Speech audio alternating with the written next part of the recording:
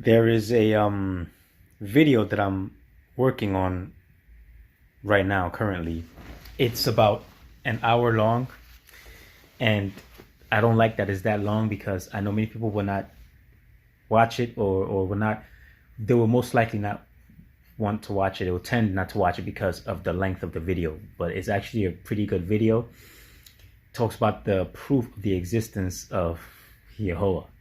Um, but as I'm watching the video, like the explanations that I give, I'm listening to myself and I'm like, this is a pretty good video. But I thought about how I'm explaining myself, right? Expressing myself through the explanations. And it dawned upon me that ever since I was born, things have worked against me to keep me from speaking, right? Like, and I'm going to explain it to you. But God was with me because he knew that I would grow up to become the type of man that would never stop talking about him. And so let me give you an example. I was born with my tongue stuck to the bottom of my mouth, like, so I couldn't speak. And I spoke very late, like very late. Okay. And they had to cut the bottom of my tongue so that my tongue could be free. So that was the first hindrance to keep me from speaking about God. Now the desire was going to be in me. So imagine how I am now, the videos I make that people love to listen to me talk about. Some people say they love to hear me talk more than they love to listen to some pastors, right? Which is pretty crazy. But imagine that if I had that, if I have this desire in me and yet my tongue was stuck to the bottom of my mouth and I couldn't speak, that would have, hell doesn't exist. But if hell did exist, that would be hell for me. To want to talk about YEHOWAH and can't, yo. So that was the first. My tongue was stuck to the bottom of my mouth. Then I had a speech impediment. I couldn't get my thoughts out of my head. I can still remember those times when I was young, when I had like a thought and I couldn't like say it. And also when I finally could speak, I stuttered a lot. Like I was a stutterer. And then but before I could even stutter, I couldn't pick up on a language to speak because where I grew up in Ghana, in the village, Elibo is called, there were too many dialects.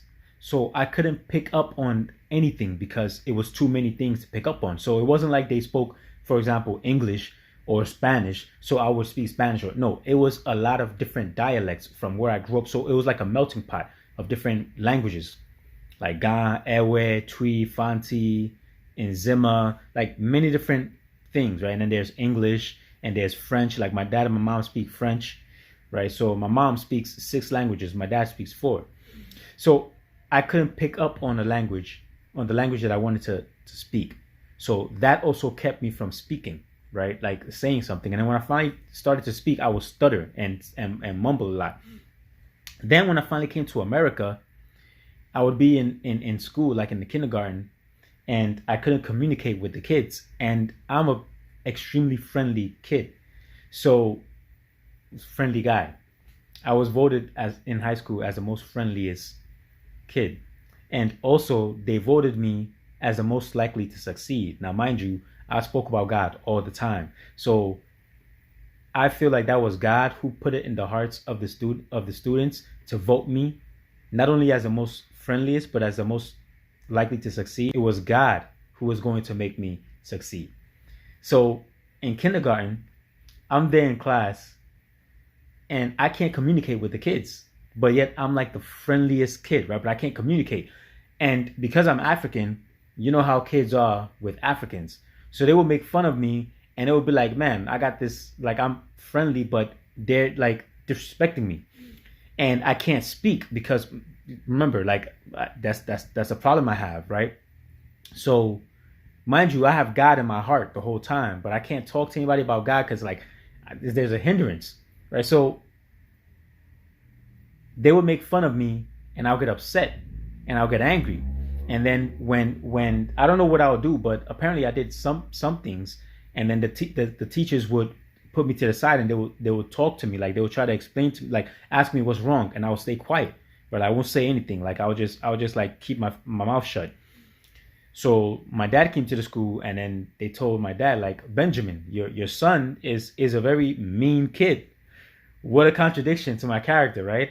I'm not mean at all, but they were like, your son is a very mean kid. And my dad was like, no, my son is not mean.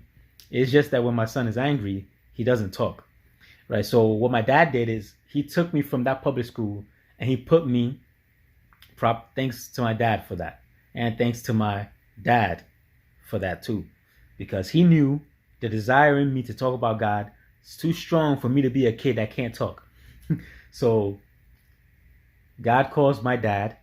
So my dad calls my dad to put me in a private school, which as the first year that they put me into that school, the second year it closed down. So I got into that school at the perfect time, and at the end of the year, the female teacher that I had, it was an old lady. She asked my dad, like, so Benjamin, how do you like my Samuel now?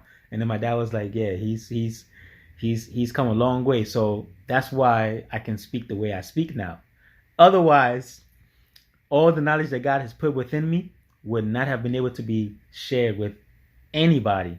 So there. So before I put out the video that I'm working on now, I'm gonna put this video out to let you guys know the hand that God has put within my life to be able to speak to you guys. So that's pretty dope, right? Peace.